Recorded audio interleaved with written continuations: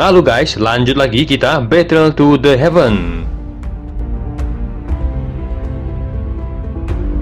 Ekspresi Xiaoyan dan lainnya seketika berubah saat mereka menyaksikan kuali raksasa di langit. Mereka bisa merasakan perasaan akrab yang muncul di tengah cahaya tak berujung. Itu adalah Hun Tiandi. Gu Yuan mengerutkan keningnya saat melihat itu sebelum berbicara dengan suara yang dalam. Hun Tiandi telah membentuk penggabungan awal dengan pil embrio di. Sekarang dia bermaksud untuk menggunakan dataran tengah sebagai kuali, hidup sebagai ramuannya, dunia sebagai api, dan tubuhnya sebagai pil. Dia ingin menyempurnakan pil embrio di menjadi pil tingkat di yang sebenarnya. Kita semua telah meremehkan ambisi liar orang itu, seru semua orang menghirup udara dingin setelah mendengar kata Gu Yuan, kesuraman melonjak di mata mereka. Membuat pil obat tingkat di. Siapa di benua ini yang memiliki kemampuan untuk melakukan hal seperti itu? Hun Tiandi bukanlah seorang alkemis, bagaimana dia bisa memperbaikinya? Kata Lei Ying dengan geram. Pil embrio di yang berarti langkah terpenting dalam penyempurnaan pil diselesaikan oleh Dewa Kuno Tusi. Jika Hun Tiandi mampu menyelesaikan langkah pembentukan pil terakhir, bukan tidak mungkin pil embrio di ini akan menjadi pil di sejati, kata Xiaoyan mengerutkan keningnya. Meskipun pil embrio di sangat kuat, hanya ada beberapa peluang keberhasilan yang memungkinkannya menembus kelas Doudi, namun selama dia memiliki pil di yang sebenarnya, dia akan mampu melewati penghalang yang telah menghalanginya selama ribuan tahun, kata seorang panatua alkemis. Kalau begitu, sekarang seharusnya menjadi kesempatan bagus bagi kita, karena Hun Tiandi perlu menyelesaikan langkah terakhir menyempurnakan pil embrio, dia pasti akan menunjukkan dirinya sendiri. Pada saat itu, kita akan turun tangan dan menghentikannya, kata Lei Ying dengan suara yang dalam. Aku tidak tahu cara rahasia apa yang digunakan Hun Tiandi, tapi dia sudah benar-benar menyatu dengan pil embrio di. Dengan kekuatannya saat ini, sepertinya sangat sulit bagi Zukun dan aku untuk menghentikannya, kata Gu Yuan menggelengkan kepalanya. Dia berhenti sejenak sebelum melanjutkan, aku pikir jika bukan karena memperbaiki pil di yang paling penting, klan Hun kemungkinan akan datang menyerang kita. Ekspresi semua orang nampak suram saat mendengar itu. Saat itu, mereka berada di atas angin dengan kemunculan Zukun, namun pada akhirnya, keunggulan ini benar-benar lenyap dalam waktu sesingkat itu. Apa yang harus kita lakukan? Jangan bilang kalau kita hanya diam saja melihatnya menyempurnakan pil obat di. Masih ada peluang jika kita bertarung sekarang, setelah pil disempurna, tidak akan ada yang bisa menghentikan Hun Tiandi, kata Lei Ying dengan suara yang dalam. Banyak orang mengangguk setelah Lei Ying berbicara, mereka akan benar-benar tamat jika mereka tidak bertindak.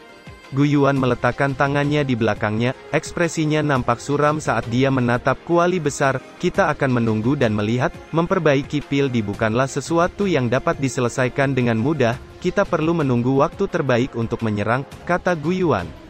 Dataran tengah telah menjadi keributan yang cukup besar saat mereka melihat kuali besar yang menutupi langit. Riak yang samar-samar dipancarkan darinya menyebabkan banyak ahli merasa tidak nyaman. Setengah hari lebih setelah kuali besar muncul, banyak sosok hitam muncul di langit dan membentuk formasi besar di depan banyak tatapan tertegun. Setelah formasi ini muncul, Hun Tiandi juga muncul di tengah formasi. Hun Tiandi, seru kelompok Gu Yuan menyipitkan mata mereka saat melihat Hun Tiandi yang tersembunyi di tengah formasi besar. Gu Yuan, sekarang, apakah kamu menyesal karena tidak setuju bekerja sama denganku saat itu? Kata Hun Tiandi dengan suara mengandung tekanan yang sangat menakutkan saat bergema di seluruh dataran tengah, menyebabkan Gu Yuan mengerutkan keningnya dengan dalam. Rencanaku yang bertahun-tahun akhirnya berguna sekarang, akhirnya aku adalah pemenang pertempuran 1000 tahun ini, kata Hun Tiandi tertawa keras ke langit. Segera setelah suara tawa itu, formasi besar yang menutupi seluruh dataran tengah tiba-tiba melepaskan banyak pilar douci dan menghantam tanah di berbagai tempat menyebabkan suara gemuruh dan tanah tampak berguncang dengan hebat. Sebuah retakan besar tiba-tiba menyebar ke seluruh kota, banyak ahli naik ke langit karena terkejut, namun sebelum mereka bisa bereaksi, cahaya hitam tiba-tiba menyelimuti kota menyebabkan banyak sosok manusia di dalam kota tiba-tiba meledak menjadi kabut berdarah dan daging yang hancur. Kejadian tak terduga ini menyebabkan semua orang terkejut saat melihat banyak sosok yang meledak, kengerian segera melonjak di hati mereka. Kota menjadi kacau di tengah kengerian, semuanya dengan gila-gilaan melarikan diri menuju gerbang kota, beberapa orang yang lebih kuat bahkan melompat ke langit dan melarikan diri, namun mereka juga meledak, dalam sekejap, kabut darah dan daging menyebar ke dalam kota. Kabut darah mengalir naik ke pilar cahaya hitam yang menutupi kota akhirnya berubah menjadi pilar cahaya darah yang menyerbu ke arah langit dan bergegas ke formasi besar yang menutupi Hun Tiandi. Gu Yuan, Xiaoyan dan lainnya berdiri di langit tidak jauh dari kota, kemarahan melonjak di mata mereka saat melihat lautan darah di bawah. Apa yang terjadi? Gumam Yanjin menghirup udara dingin, Gu Yuan melambaikan tangannya dan retakan di kota itu dengan paksa ditarik dan menyebarkan lautan darah, dengan meratanya retakan, akhirnya formasi darah yang melonjak ke langit muncul di pandangan semua orang. Itu adalah formasi pelahap jiwa, seru Yanjin dan lainnya terkejut saat melihat formasi darah yang melonjak ke langit, teknik yang sangat kejam, kata Lei Ying dengan geram. Sepertinya formasi ini telah ditempatkan oleh klan Hun, mereka diam-diam telah menempatkan banyak formasi pelahap jiwa ini di bawah tanah dataran tengah dan sudah merencanakannya sejak lama, kata Gu Yuan dengan suara suram. Dengan begitu banyak energi yang terserap ke dalam formasi, kecepatan Hun Tiandi memperbaiki pil obat juga akan meningkat, kata Xiaoyan mengerutkan keningnya. Kita kembali dulu dan diskusikan rencana kita, klan Hun telah menciptakan pembantaian besar-besaran.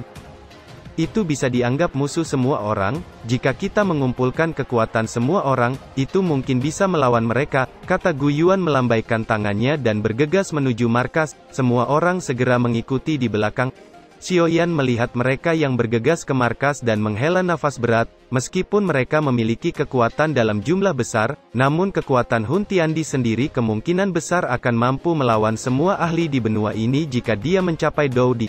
Semua orang baru saja kembali ke markas ketika mereka melihat Zukun, yang telah hilang selama lebih dari setengah bulan berdiri di luar ruangan besar, Ziyan berdiri di belakangnya. Tidak disangka Hun Tiandi ini benar-benar memiliki teknik seperti itu, kata Zukun menghela nafas setelah melihat Xiaoyan dan yang lainnya. Sekarang, yang bisa kita lakukan hanyalah berusaha sebaik mungkin untuk mengumpulkan lebih banyak orang, selama kita bisa mematahkan formasi besar di langit, impian Hun Tiandi akan hancur, kata Gu Yuan. Namun, bahkan dia hanya bisa tersenyum getir saat mengucapkan kata-kata itu, seorang ahli biasa hanya seperti semut di mata Hun Tiandi terlepas dari seberapa besar jumlah mereka. Kita hanya bisa melakukan itu sekarang, namun, begitu Hun Tiandi mencapai Doudi, semuanya akan berakhir, kata Xiaoyan tersenyum getir. Zukun diam sejenak sebelum tangannya bergesekan seperti biasa, setelah itu dia melirik Ziyan di belakangnya, ini belum sepenuhnya berakhir. Jika orang itu bisa mencapai Doudi, kita juga bisa menghasilkan Doudi di pihak kita, kata Zukun. Menghasilkan Doudi, seru Xiaoyan dan lainnya tercengang, bahkan Gu Yuan hanya bisa melebarkan mulutnya. Setelah mengalami perasaan bingung sesaat, semua orang akhirnya pulih, mereka merasa itu sedikit konyol, meskipun kata-kata ini berasal dari mulut Zukun, bagaimana bisa menghasilkan Doudi? Seluruh benua bahkan belum menghasilkan satu pun Doudi selama puluhan ribu tahun ini, kekuatan legendaris ini terlalu jauh untuk dibayangkan. Kamu bercanda bukan? Kata Yanjin dengan ragu, suaranya tanpa sadar menjadi sedikit kering, meskipun kata-katanya mengandung perasaan tidak percaya, namun beberapa harapan masih muncul di dalam hatinya untuk beberapa alasan yang tidak diketahui. Zukun lebih tua, sekarang bukan waktunya untuk bercanda, kata Xiaoyan. Gu Yuan tidak berbicara, yang dia lakukan hanyalah menatap Zukun dengan tajam. Kalian semua dapat yakin bahwa saya tidak memiliki selera untuk bermain-main dengan kalian semua saat ini, itu benar-benar berkah dari surga yang memungkinkan pihak kita juga menghasilkan seorang Doudi, kata Zukun. Bisakah kamu memberikan penjelasan yang lebih jelas? Tanya Gu Yuan dengan tangan sedikit gemetar. Zukun perlahan mengangkat kepalanya, matanya melihat ke arah alun-alun api surgawi yang dia bawa dari rumah dewa kuno sebelum berkata, sebenarnya pil embrio di bukanlah satu-satunya harta paling berharga di dalam rumah dewa kuno. Apakah maksud Paman Zukun itu adalah alun-alun? Tanya Xiaoyan sambil menunjuk ke arah alun-alun yang mengambang di langit. Kalau tidak, menurutmu apakah aku telah memutuskan untuk mengeluarkan upaya yang besar untuk membawa hal sebesar itu dan bersenang-senang hanya karena aku punya terlalu banyak waktu luang? Kata Zukun memutar matanya, dia melambaikan tangannya dan ruang berfluktuasi dan mereka semua tiba-tiba sudah muncul di atas lapangan api surgawi yang besar. Mata Xiaoyan menyapu pilar api surgawi di sekitar lapangan luas, namun dia tidak merasakan riak energi apapun sebelum menatap patung batu raksasa. Apa yang aneh di sini? Tanya Lei Ying di samping tidak menemukan apapun setelah mencari beberapa saat. Zukun berdiri dengan tangan di belakangnya, dia mengangkat kepalanya dan matanya menatap patung batu. Apakah kamu mengetahui asal mula Gyoku no Tuse? Kata Zukun. Semua orang terkejut saat mendengar itu, mereka bertukar pandang satu sama lain sebelum menggelengkan kepala. Dari yang ku tahu, banyak ahli puncak telah melakukan yang terbaik untuk mencapai Doudi, dan tidak satu pun dari mereka yang berhasil. Namun pada saat itu, Dewa Kuno Tusi yang sama sekali tidak dikenal telah muncul, kata Gu Yuan saat mengingat catatan yang sangat tua di dalam klan.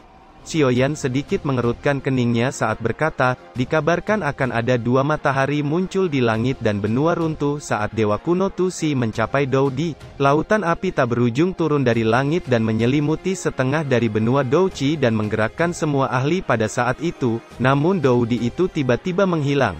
Selain itu kekuatan garis keturunannya melonjak ke tingkat yang menakutkan dalam waktu singkat. Mereka yang memiliki garis keturunan Dou di generasi pertama akan diberkati dengan keuntungan terbesar, itu pasti akan mengubah benua Douchi menjadi keributan, kata Xiaoyan mengerutkan keningnya.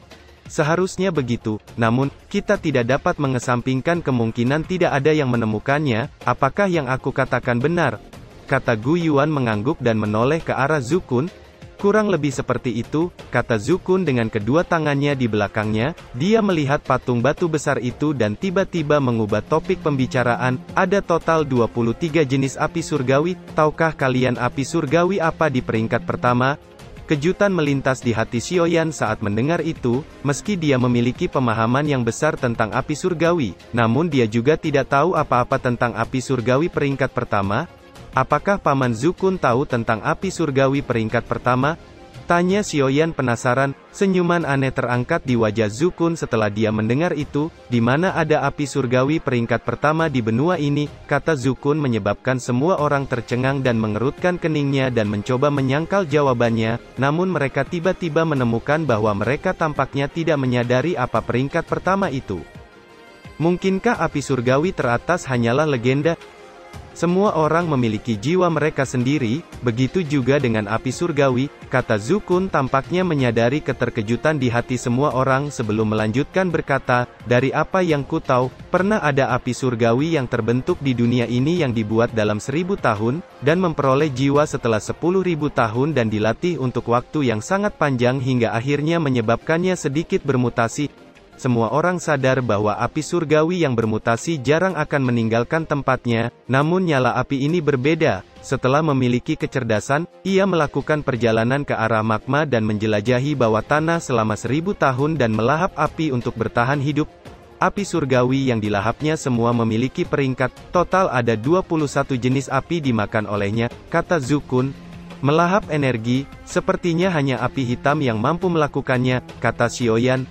Melahap satu sama lain juga semacam naluri api surgawi. Itu adalah hal unik dari api ini. Dia tahu untuk segera memperkuat dirinya sendiri sambil menghindari bahaya saat melahap api. Setelah melahap 20 api surgawi yang berbeda, bahkan api hitam dan api lotus iblis hanya bisa bersujud padanya, kata Zukun. Xiaoyan tanpa sadar menghirup udara dingin setelah mendengar itu. Sangat sulit untuk menemukan bahkan hanya satu api surgawi di benua ini. Bahkan jika ada seorang ahli dapat menemukan api surgawi dengan mudah, siapa yang berani menelan 20 api surgawi yang sangat kejam dalam waktu singkat? Pikir Xiaoyan. Apakah maksud Paman Zukun, bahwa orang yang disebut nomor 1 di peringkat api surgawi tidak memiliki nama uniknya sendiri? Jadi siapapun yang bisa mengatasi pengekangan dan muncul dari melahap banyak api surgawi yang kejam akan dianggap sebagai puncak teratas dari peringkat api surgawi? Tanya Xiaoyan dengan suara yang dalam. Logikanya seperti itu, hanya dengan berhasil bertahan hidup setelah melahap 21 jenis api surgawi lainnya tanpa penghancuran diri akan memungkinkan api itu untuk memenuhi syarat sebagai api surgawi peringkat 1, kata Zukun. Xiaoyan mengangguk dengan pelan, bahkan menggunakan mantra api untuk memurnikan api surgawi sudah sangat berbahaya, apalagi menelan banyak api surgawi dengan kekuatan sendiri, namun, api surgawi itu bisa tetap hidup setelah melahap 21 jenis api surgawi lainnya, harus dikatakan bahwa itu adalah keajaiban yang tidak dapat dipercaya. Setelah api surgawi itu berhasil, dia menyebut dirinya sebagai Dewa Api. Dia kemudian berlatih selama ribuan tahun sebelum muncul di benua ini. Dia juga mendapatkan gelar lain di benua Douchi. Orang memanggilnya Dewa Kuno Tuse, kata Zukun dengan ekspresi rumit di matanya. Dewa Kuno Tuse? Jadi dia adalah api surgawi peringkat pertama? Seru semua orang dengan ekspresi tercengang. Zukun menyadari keterkejutan di hati semua orang. Dia mengangkat kepalanya dan melihat patung batu besar dengan ekspresinya yang agak rumit. Tidak ada yang bisa membayangkan bahwa Dou di terakhir di benua Douchi ini bukanlah manusia atau binatang magis. Sebaliknya, itu adalah api surgawi peringkat pertama. Saudara Zukun, apakah yang Anda katakan itu adalah sebenarnya? Kata Guyuan terkejut. Kalau kita hitung berdasarkan umur, kalian semua bisa dianggap dari generasi cucuku. Siapa lagi di benua ini selain saya yang akan mengetahui dengan jelas informasi kuno ini? Kata Zukun. Semua orang hanya bisa tersenyum getir saat mendengar itu. Tapi bagaimana hal ini terkait dengan masalah mencapai Dou di seperti yang telah kamu katakan? Kata Guyuan.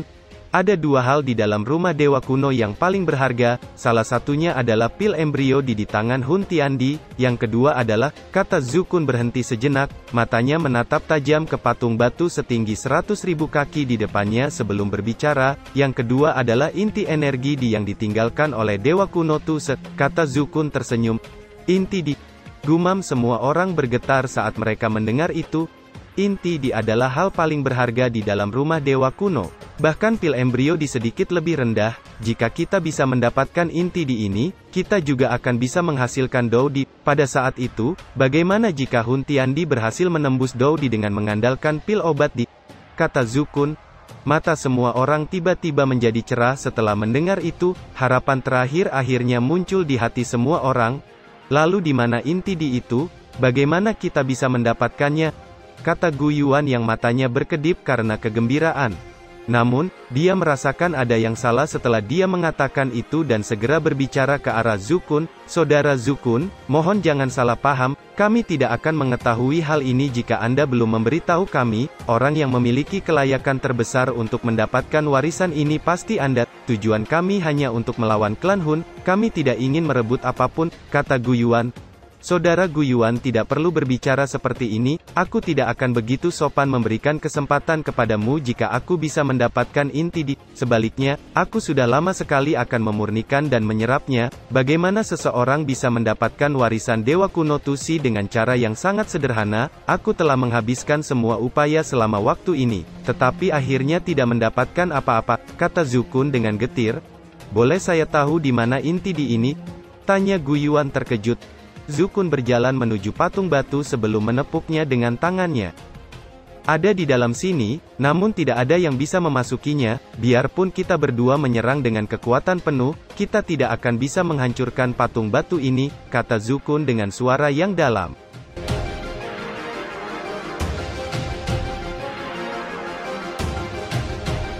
Cerita pun selesai, nantikan spoiler selanjutnya guys. Buat yang belum subrek, dibantu subrek yo guys, biar jalan terus spoilernya. Buat yang udah subrek, mudahan dilancarkan rezekinya. See you and ciao.